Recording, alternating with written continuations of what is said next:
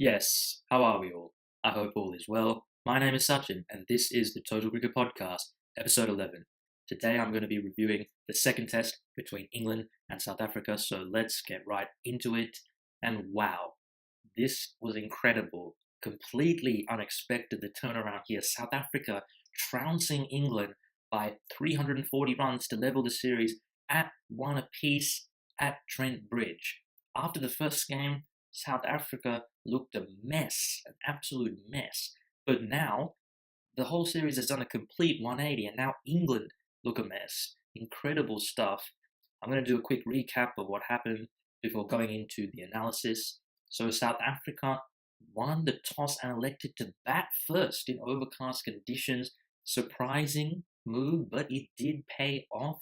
They lost Dean Elgar early, but Heino Kuhn and Hashim Amla knuckled down for a crucial partnership to guide South Africa to lunch with the loss of only one wicket. Hashim Amla was incredible in this game. He got 78. Quinton de Kock promoted to number 4. He got 68. And then the innings had a mini collapse there after starting to look really good. But then Vernon Philander and Chris Morris came together and got South Africa into a good position with the bat.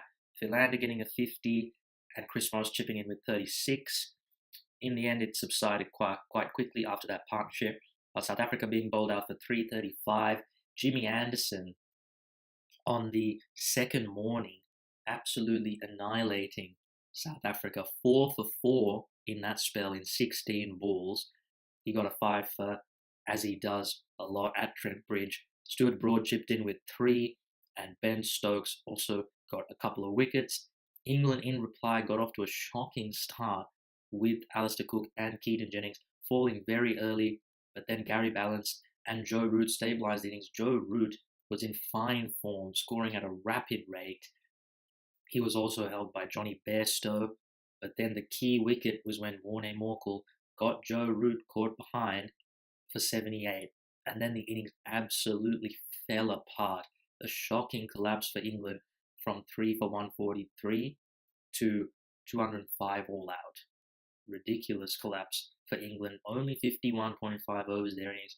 All the bowlers chipped in well. Morne Morkel got a couple, Vernon Philander got a couple, Chris Morris getting 3, and Keshav Maharaj also getting 3. Then in South Africa's second innings, starting off a little shaky again, Heino Kuhn went early, but then Dean Elgar and Hashim Amla put South Africa into a dominant position after getting that first innings lead of 130 for them to get a huge 135-run partnership for the second wicket. Really rub salt into the wound for England. Both of them managing to get 80s, and then Faf du Plessis continuing to hurt England. He got 63. Vernon Philander chipped in with 42 once again, but the innings did subside a little bit at the end. But South Africa declared at 343 for 9, setting England a whopping 474 runs. In this innings, James Anderson got a couple, Ben Stokes got a couple. I thought he bowled very well in this innings. Ben Stokes, Liam Dawson got 1, Moeen Ali got 4, although those wickets were when South Africa were trying to push the run rate up, getting caught out really. They're trying to go for big shots. England surviving 4 tricky overs at the end of day 3 to go in with all 10 wickets going into the 4th day, but they subsided so quickly. Very little resistance from England on the 4th day. It took only 44 overs for South Africa to bowl them out for 133. Alistair Cook was the top scorer with 42, but very little apart from that. Vernon Philander, again, doing damage with the new ball. He took 3. Dwan Olafia took the last few wickets. Chris Morris, he chipped in with a couple. And Keshav Maharaj, once again, getting 3 wickets. And that completed the rout for South Africa. Now, going into the analysis for the game, the biggest talking point, without a doubt, is the return of Faf du Plessis as captain. What a difference this made. I am amazed by the difference he made to this South African outfit. The players talk about it. There seems to be this boost in morale, this boost in confidence when Faf du Plessis is there as captain. It was really incredible to see the difference between South Africa between the tests. The batting, it was decent. it was decent after the first test. The way they had absolutely subsided, particularly in the second innings, it only took 30 odd overs for them to get rolled, for them to really knuckle down in this game with the bat. It was great to see, and then the bowling really come into the fore. Incredibly, no Kahiso Rabada, but they performed better without him somehow. And skittled England, they didn't even have to bowl 100 overs in the whole test match. It was an absolute demolition job with the ball. Let's have a look at the impact that Faf du Plessis had at captain a little bit more specifically. Now, the first decision he made was to bat first. Now, you would have thought in those overcast conditions, Trent Bridge usually going to provide a little bit of assistance for the fast bowlers, particularly early on. And it should get easier to bat as the test progresses. But Faf du Plessis decided to bat first. A very aggressive move, and it worked because South Africa only lost 1 wicket in the first session. That was crucial. The Heino Kun and Hashimamla partnership was crucial to get them to lunch with only 1 wicket down. Even though Heino Kun got only 34, those were very valuable runs.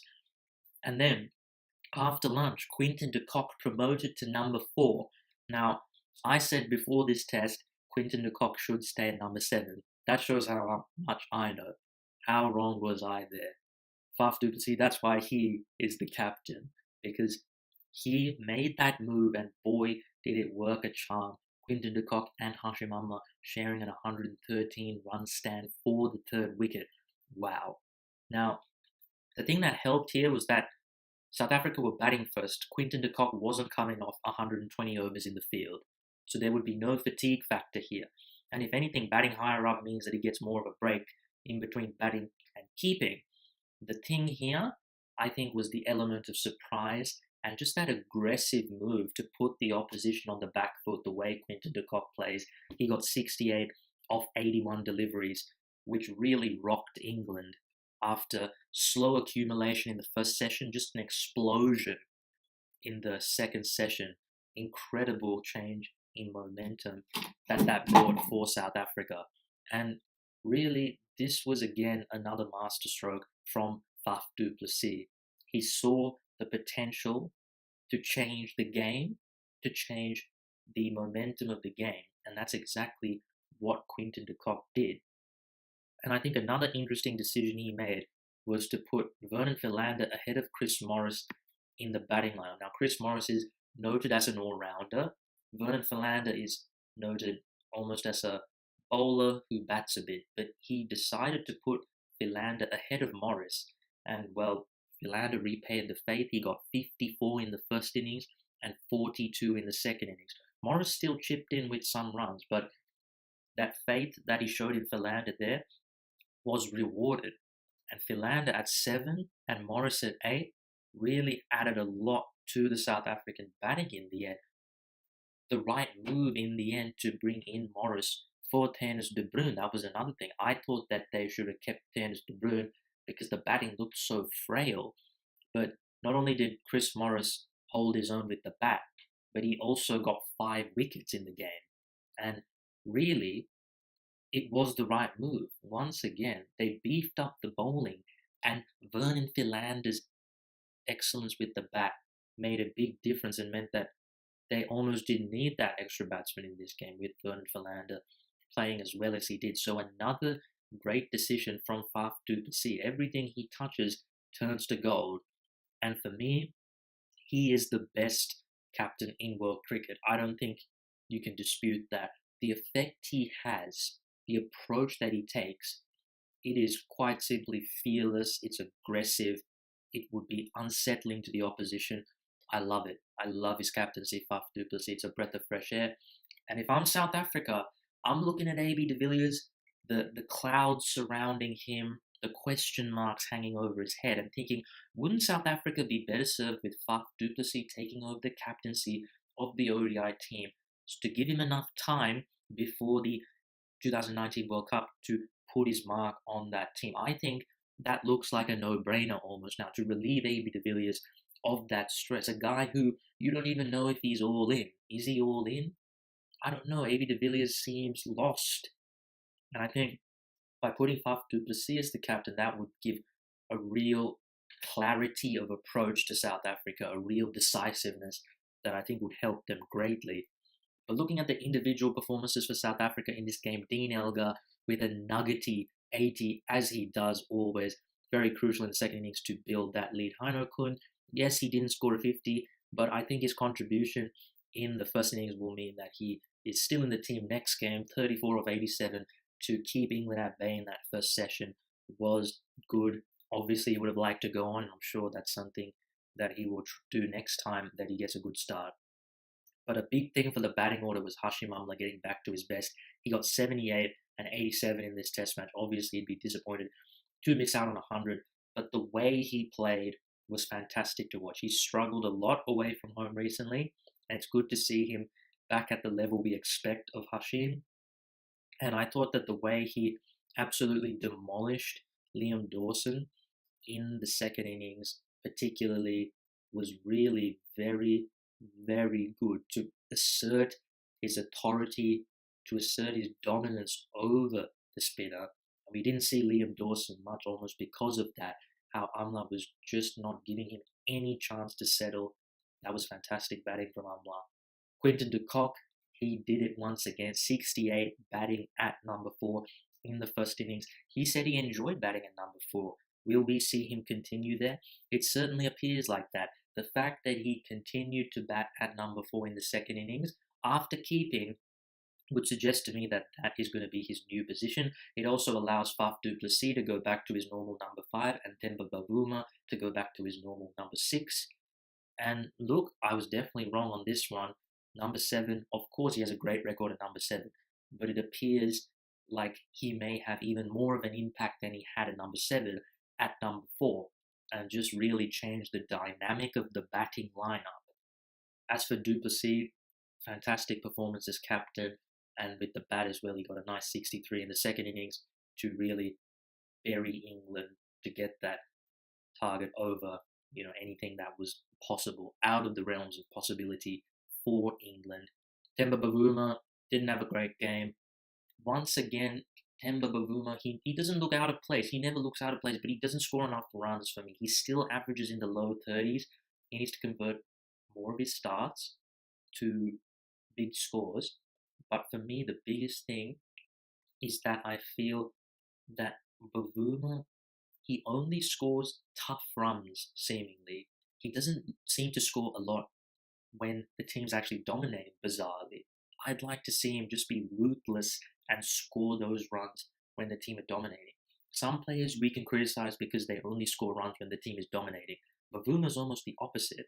So hopefully we can see Themba Bavuma add a little bit of consistency to his game. I still think he's a good batsman. Yes, I know there's obviously some influence because of transformation targets, but I feel like he deserves his place in the team. He's obviously a great fielder as well, and he can bowl some little dibbly-dobbly medium paces if you're desperate. So I think he's a valuable asset to the team. Vernon Philander, what a game he had. Man of the match. Once again, so reliable, so unassuming, but so reliable. He scored 96 runs in the game in total. This guy averages 26 with the bat in Test cricket. He's got 7 50s. Really, this guy is almost an all-rounder, you could say. In this series alone, he has 2 50s, a 40, and a 19 not out. He's had a great contribution with the bat so far. And don't forget, obviously, his 5 wickets, doing the damage as he always does with the new ball. He is a great asset for South Africa. Then you've got Chris Morris. He did a great job. I thought that the way he knuckled down with the bat in the first innings was great to see, to show that he has another string to his bow, not just a power hitter, but he can also get down and dirty. And he also picked up some crucial wickets. He took 5 wickets in the game, but he bowled Joe Root in the second innings with a great Yorker, and he got Alistair Cook with an absolute rip snorter of a bouncer, the 2 biggest batsmen in the team, to really end all chances of England getting anything out of the game. He had a great impact, and I think he'll keep his place for the next game ahead of Tennis de Bruin. Then you go into Keshav Maharaj. What can I say about Keshav Maharaj? This guy is a fantastic spinner. He got 6 wickets in the game, Now look where he's played his Test cricket: Australia, New Zealand, South Africa, and England. He's a left-arm orthodox bowler. These pitches haven't offered a great deal for him, and he only averages 25. 25 with the ball, playing in these conditions as a left-arm orthodox is unbelievable. This guy is a high-quality spinner. When he plays in Asia, watch out. He has great control, and he also has the ability to bowl that wicket-taking delivery. He's not just a holding option, he's a wicket-taker. Remember Paul Harris? He was really just a holding option for South Africa. Maharaj is a wicket-taker as well as a holding option. He is a fantastic asset for South Africa, and they finally, after all these years, I believe, they have found a spinner, and it's great to see. Morne Morkel was also really good in this test, despite only taking 2 wickets. He bowled some brutes of deliveries. Wow, he was really pushing the batsman back on the back foot. He had great rhythm to his bowling. Great to see. This is just his 3rd test match since his return from a long injury layoff, and he is back to his best. A great asset for South Africa once again. Dwan Olafia was very expensive in this game. He didn't bowl much, actually. He only bowled 10 overs in the game, and his economy rate overall was over 6 an over. He did get the last few wickets, although they were tail-enders, so I do assume that he will drop out for Kagiso Rabada at the Oval. I think we saw from this game, he's really just a backup. Definitely a good bowler, but obviously not really pushing for a spot in that first 11 anytime soon. But South Africa looking really good all of a sudden. I said they were in a lot of trouble after the first game, but du Plessis has weaved his magic here, and now they look really decent. They look really decent again. South Africa are the standard bearers for Test cricket, I believe. Yes, India have been so dominant recently at home, virtually unbeatable in a series at home, but they are yet to prove themselves away from home. South Africa did not lose an away Test series between 2006 and 2015. They got hammered by India in outrageously difficult conditions on absolute dust bowls. And since then, they're back to normal. 2-1 win in Australia, 1-0 win in New Zealand, and now looking like they should at least draw this series in England. The fact that they are so good both home and away, they are the standard bearers in Test cricket. It's a joy to watch them play. They've got some great players. They've got some great personalities in their team. And, well, looking at it now, the momentum again is all with them all of a sudden. And I think with Faf du Plessis, the captain, I can't see them now losing this series. So now they're in a good position again. And it's good to see South Africa back looking assured, because they looked lost in the first game. And du Plessis has just grabbed this by the throat, and he has wrestled back the control of the team and has really, really put them back in a great position. Great to see from South Africa. As for England, wow, this was abysmal. The batting was absolutely abysmal in this game from England. I said in my preview, there were 4 players who were under real clouds, under real pressure. Keaton Jennings, Gary Ballance, Liam Dawson, and Mark Wood, and all of them had poor games. Now, England at the moment are carrying a lot of passengers in their team, and it is hurting them a lot. I look at this team, the batting is so reliant on Alistair Cook and Joe Root. Keaton Jennings, he got a duck in the first innings, and then he followed it up with a 3 in the second innings. He just looked completely at sea. He looked helpless, Keaton Jennings. Gary Ballance, familiar failings with him, the lack of footwork for him, getting trapped on the crease. Vernon Philander basically toying with him in the end in this game. Liam Dawson, what does he do? Please remind me what he does. What is his purpose? Yes, they have Stokes and Ali, good all-round cricketers, which allows them to play someone like Liam Dawson, but just because you have those 2 all-rounders doesn't mean you can play a player that adds nothing to the team. What does Liam Dawson add? England's batting is already very deep. There's no need for him to add depth to the tail. And his bowling, what does it add? He got absolutely destroyed by Amla in this game. He's not a wicket taker, he's a defensive bowler. So he's a defensive bowler and he can't keep the run rate down. There's a clear problem there. I can't see how he's a long-term player in this England team. He doesn't have enough. With Stokes and Ali bowling as much as they do, you might as well play an extra batsman. You might as well, because Liam Dawson's adding very little to the bowling. And then the last person who's in a real doubt is Mark Wood. He didn't take a wicket in this game, and he has not looked good this series so far. He has not looked good at all. I know that heading into the Champions Trophy, he had that ankle problem, and then you could argue that maybe the switch to white ball, from white ball cricket, playing a lot of white ball cricket, to back to Test cricket has been difficult. Mark Wood is a guy who bowls quick. He has a great bouncer. He's almost an enforcer. So it's a nice contrast with Stuart Broad and James Anderson. But he didn't have that. He didn't have that edge to him in this game. He wasn't much of a threat. And really, looking at Chris Woakes coming back into the fold, it looks like a no-brainer that Chris Woakes is going to come right back in to the team for England. I also look at Johnny Bairstow. He hasn't had a great series so far. Now, Johnny Bairstow's batting at 5 at the moment. I'm thinking, should he drop back down to 6 or 7? His average at 5 is only 30. His averages at 6 and 7 are both over 45. It feels to me the way he plays, just that attack at all costs, as a wicketkeeper is perhaps better down the order. Yes, I know Quinton de Kock has just successfully gone up to 4, but in this England lineup, I feel that with the aggression throughout the order, they can afford to have Bairstow down. South Africa have some dour batsmen.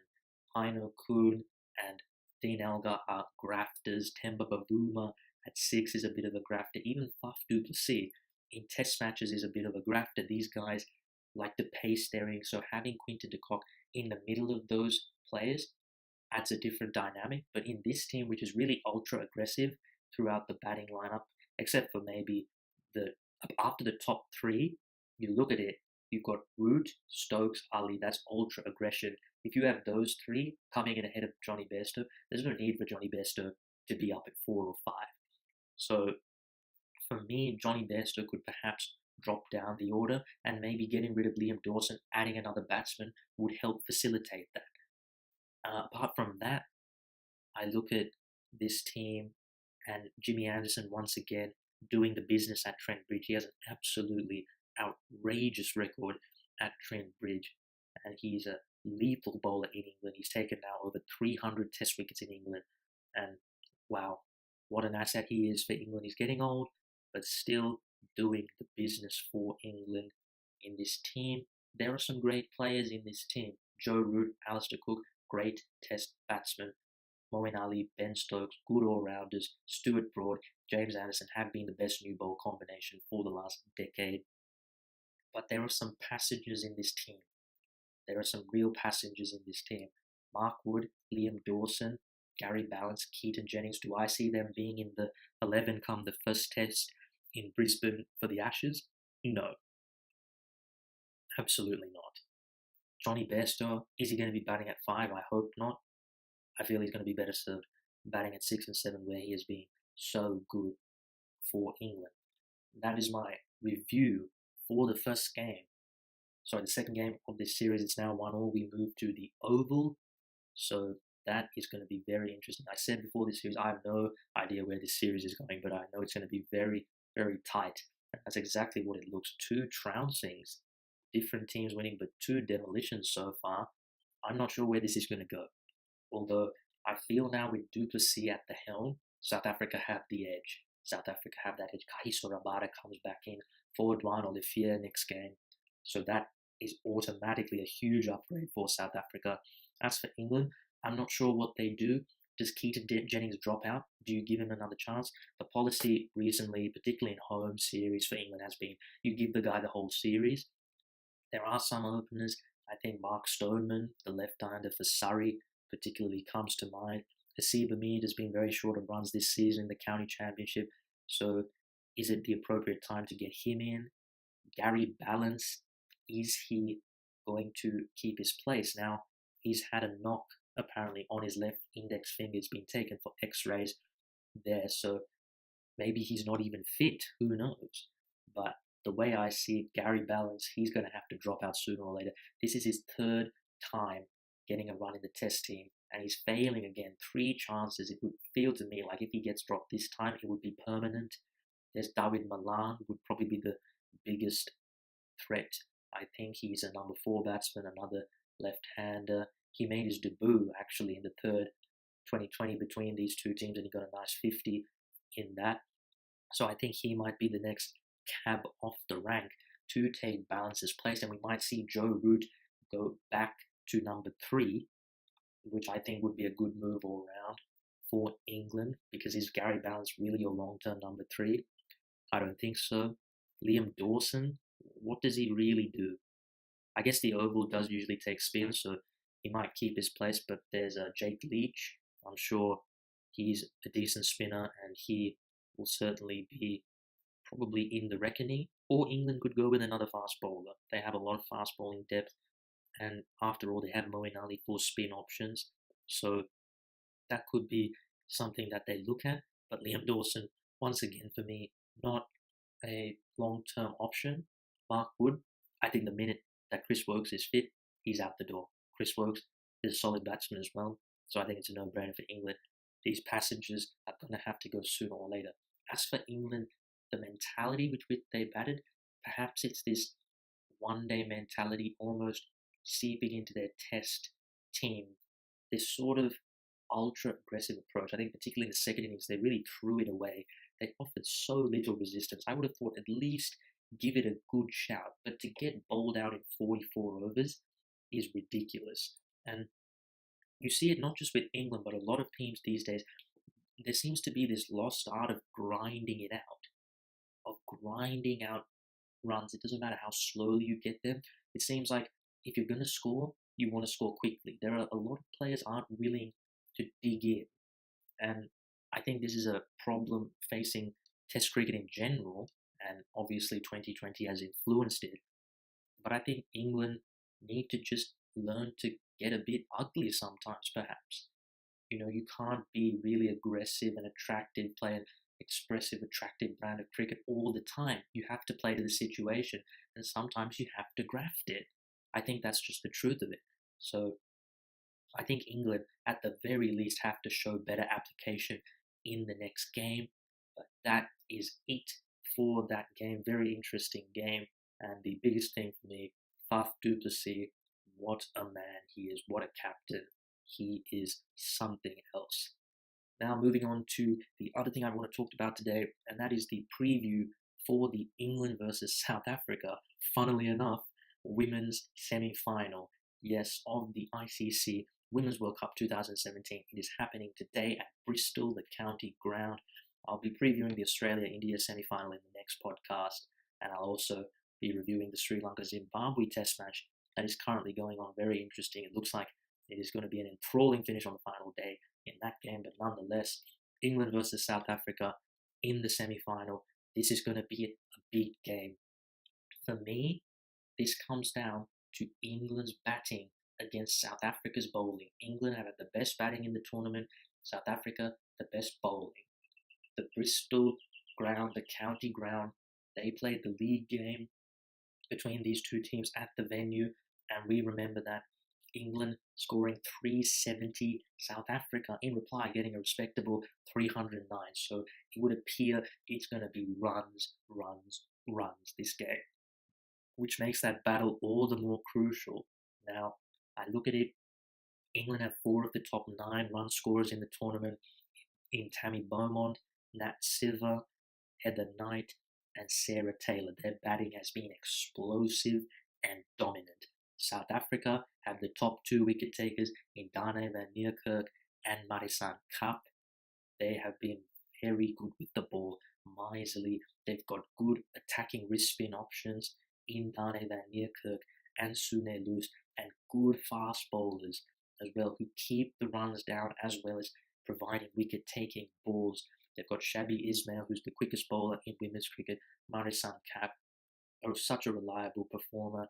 Moseline Daniels, she provides a little bit of variety with the left-armers.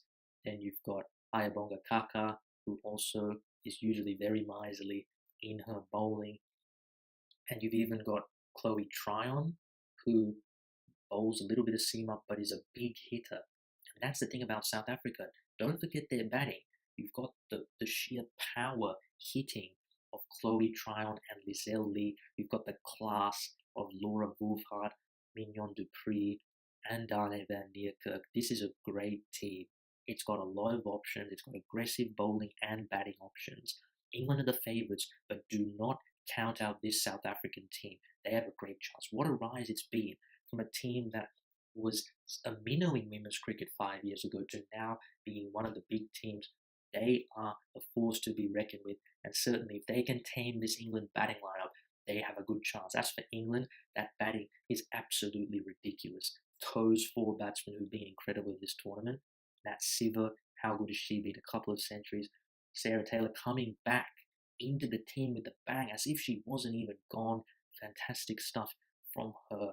Heather Knight, the captain, leading from the front, and Tammy Beaumont at the top of the order, hitting bombs for days. I think the problem for England is perhaps their bowling, not as strong as their batting, but they still have good bowlers. Catherine Brunt and Anya Shrubsole is a great opening bowling duo. Catherine Brunt is aggressive, and don't forget she can hit some big hits. She can hit sixes as well. They have depth to their batting lineup. England. Catherine Brunt is a fiery character. Anya Shrubsole bowls nice in swingers. She's very difficult to get away. You've got the experience of Jenny Gunn there as well, and you've also got Danielle Hazel with her little finger spinners. They've got decent bowlers, but for me, they don't have that leg spinning option.